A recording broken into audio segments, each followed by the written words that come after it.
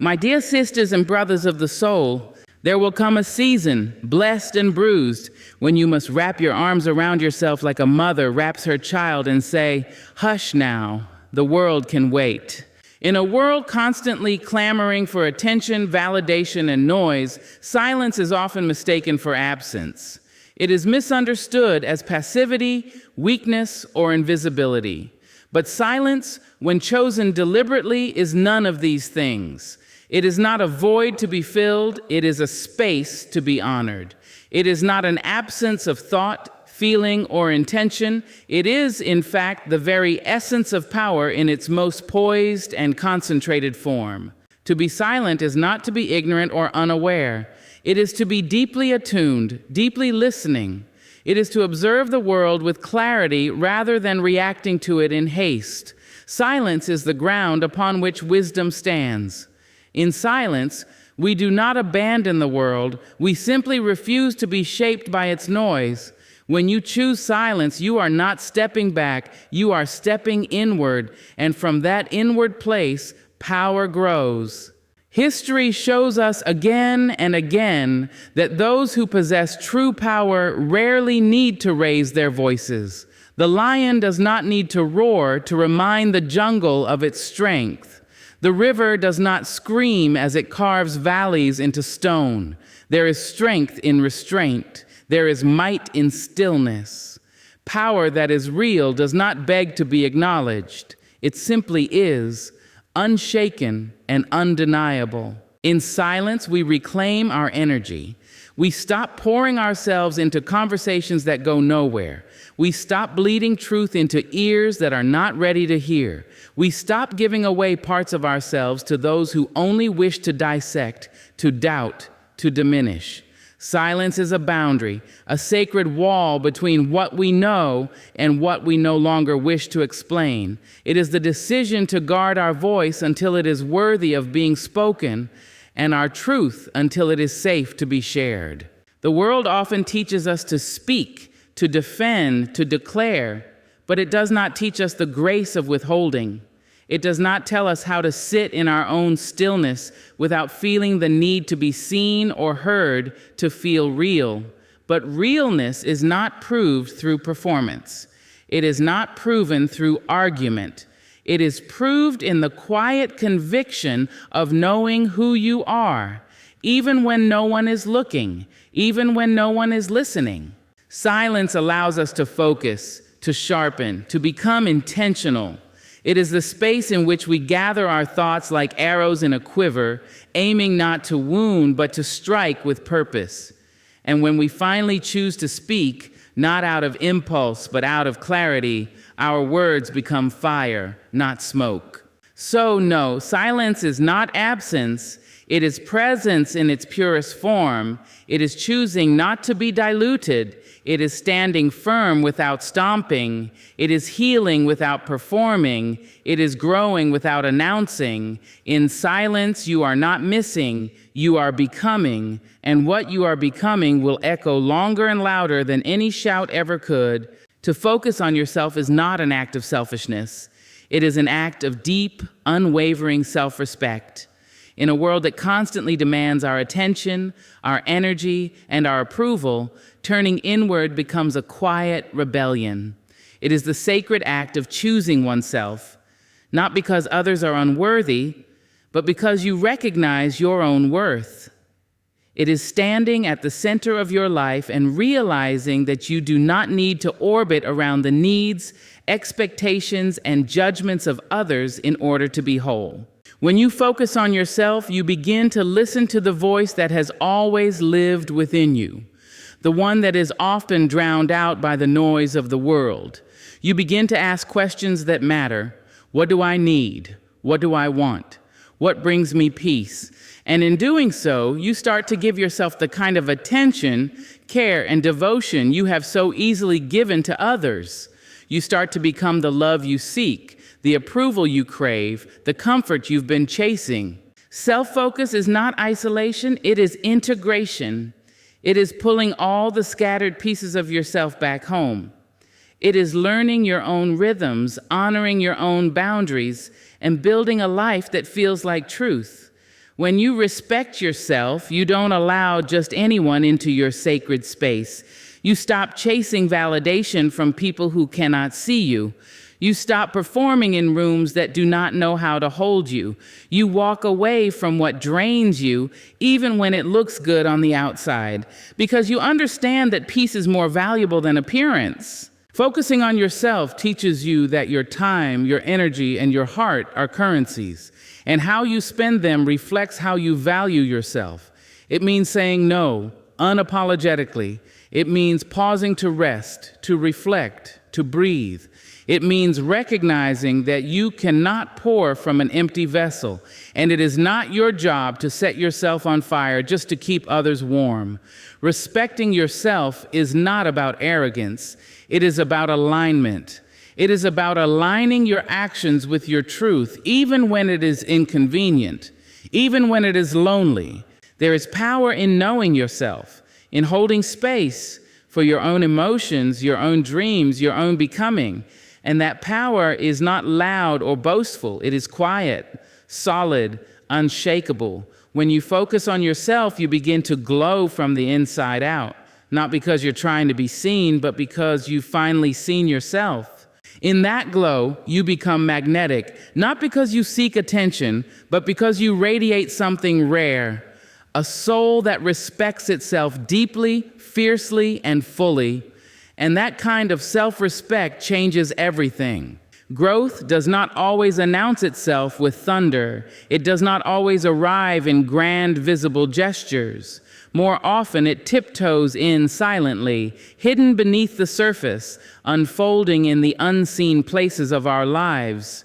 In the quiet, when the world is not watching, when there is no audience to perform for and no spotlight to stand in, that is where real transformation begins.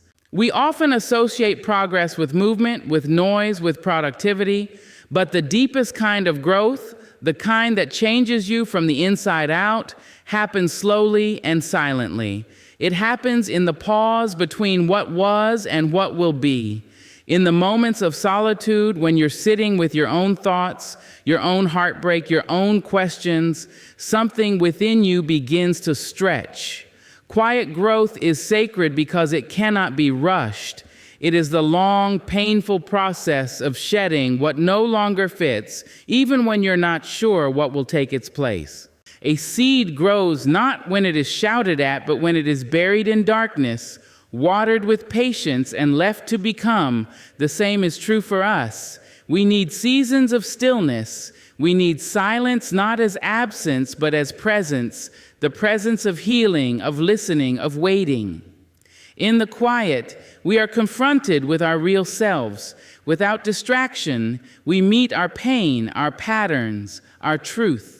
And though that encounter can be uncomfortable, it is also the birthplace of change. Growth in the quiet is not glamorous. It does not look good on camera. There are no medals or applause. There are only long nights of uncertainty, silent tears, and the slow realization that you are no longer who you used to be. Something within you is softening, strengthening, shifting. You are learning to sit with discomfort instead of fleeing from it. You are learning to respond, not react. You are beginning to choose differently, not because someone told you to, but because your soul demanded it. The world may not notice this version of growth. It may not understand your silence, your stillness, your need for space. But you do not owe the world an explanation for your healing. You owe yourself honesty. You owe yourself grace. The caterpillar does not owe the world proof of its wings before it is ready to fly. It simply goes inward, surrenders to the process, and trusts that something beautiful is coming, even if it cannot yet be seen. To grow quietly is to trust yourself deeply, to believe that even when it looks like nothing is happening, everything is shifting. That beneath the surface, in the places no one can see, your roots are going deeper, your spirit is growing stronger, and your future is being shaped, one silent, powerful moment at a time. There is a profound dignity in letting your work speak for itself.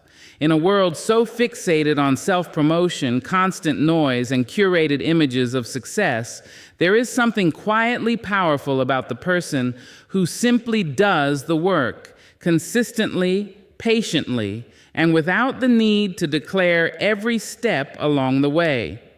When your energy is focused on doing rather than displaying, your results become your voice.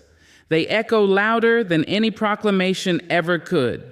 Letting your work speak means turning down the volume of external validation and turning up the intensity of your personal devotion. It is the decision to pour your effort into the craft, the cause, the calling, not for applause, but because the work itself is sacred. You don't have to convince anyone of your value when your actions already tell the story. Every task you complete with excellence, every challenge you face with integrity, every goal you pursue with heart, these become your message. Your work becomes a mirror, reflecting your discipline, your vision, your soul. The people who move the world forward are not always the loudest. They are often the ones who are busy building. While others are busy talking about the dream, they are up before the sun bringing it to life. They know that success built in silence has roots. They know that true mastery takes time and that the process cannot be rushed to satisfy someone else's timeline. When you let your work speak, you are not asking to be noticed, you are becoming undeniable. This path is not always easy. It requires restraint. It means resisting the urge to explain yourself to those who misunderstand you. It means being content with progress that isn't public. It means working while others doubt you, staying focused while others seek shortcuts, and trusting that your commitment will eventually rise to the surface and speak on your behalf. Real work leaves a trace. It lingers.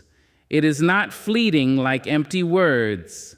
It has weight. It has substance. To let your work speak is also to honor the work. It is to place your faith not in the reactions of others, but in the process itself. You are not working for praise. You are working because it is who you are. Because something inside you will not let you rest until the vision is made real. And when that vision finally reveals itself, it will need no introduction. It will speak of your hours, your sacrifice, your patience. It will tell the truth about your journey. So keep going quietly. Refine your craft. Protect your focus. Silence the urge to prove yourself prematurely. Let your work mature in peace. Let it grow until it fills the room before you even walk in. Because when your work speaks, clearly, honestly, and undeniably, you won't have to. There comes a point when you realize that your peace is not a luxury, it is a necessity. It is not something you find out in the world, it is something you must build, protect, and preserve from within.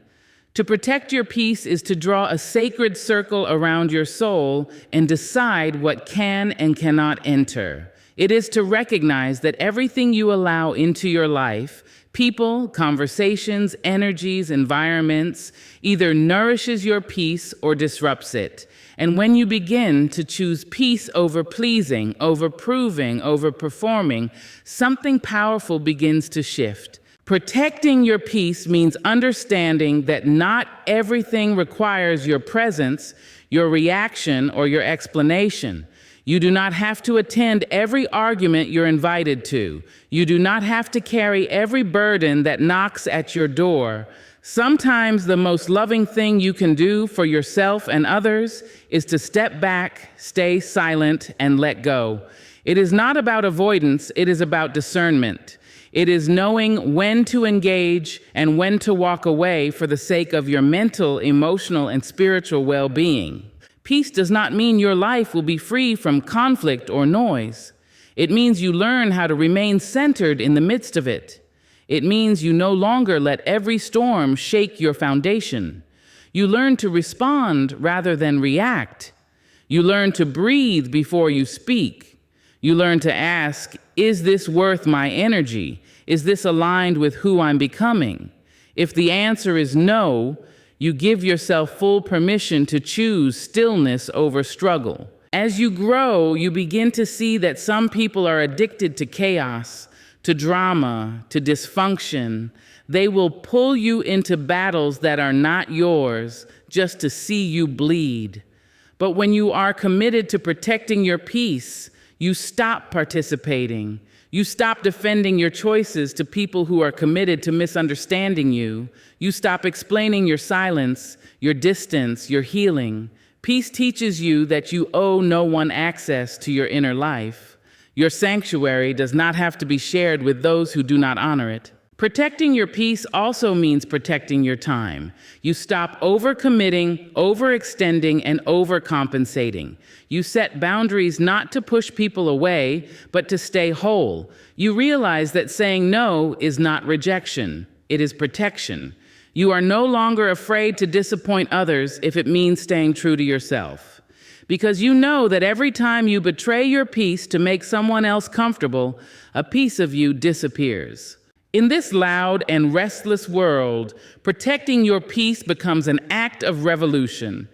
It is reclaiming your right to joy, to rest, to clarity. It is choosing calm over chaos, solitude over noise, and alignment over approval.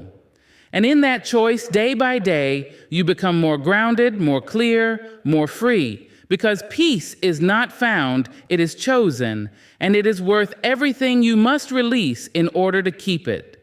Elevation is a sacred journey, and not everyone is meant to go with you. To rise, to truly rise, often means walking away from the familiar, the comfortable, the known. It means stepping into seasons of quiet, of solitude, of separation, not because you are better than anyone else, but because you are becoming someone else.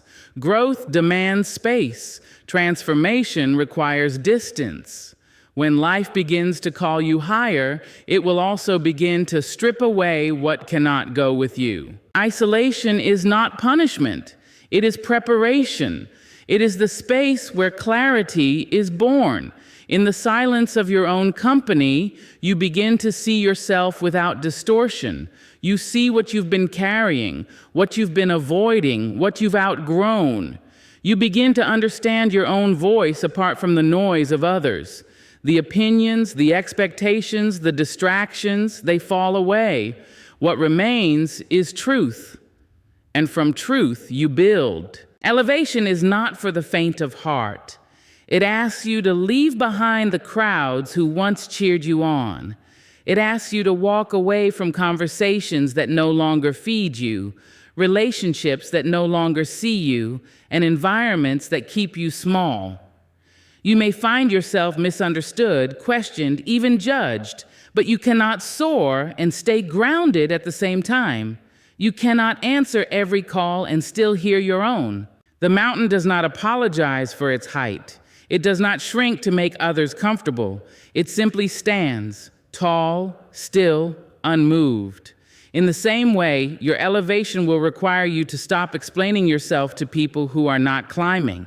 You will have to make peace with being alone, not out of loneliness, but out of alignment. Not everyone is meant to understand your process. Not everyone can comprehend the weight of your vision. In isolation, you learn discipline. You learn to move without applause, to believe without proof, to endure without comfort. You stop looking outward and start turning inward. Your strength multiplies in the silence. Your focus sharpens in the stillness.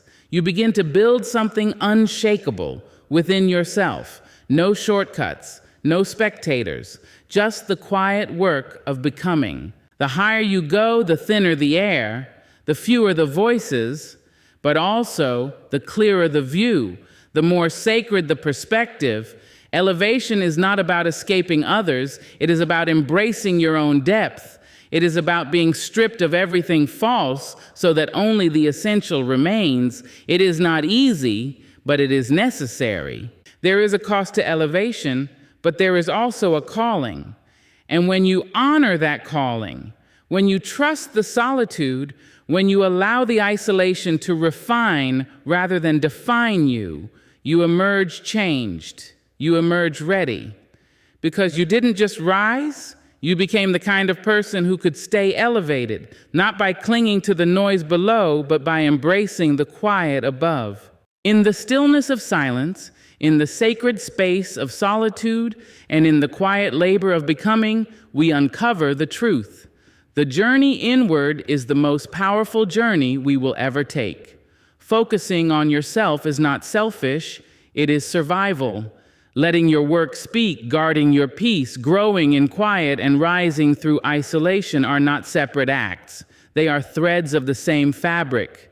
A life lived with intention, with purpose, and with reverence for your own becoming. You do not need to shout to be seen, nor explain to be valid. When you honor your inner world, when you choose growth over noise, depth over display, peace over performance, you don't just change your path, you elevate your entire existence. Let the world talk, let the chaos spin. You stay silent, stay grounded, and rise.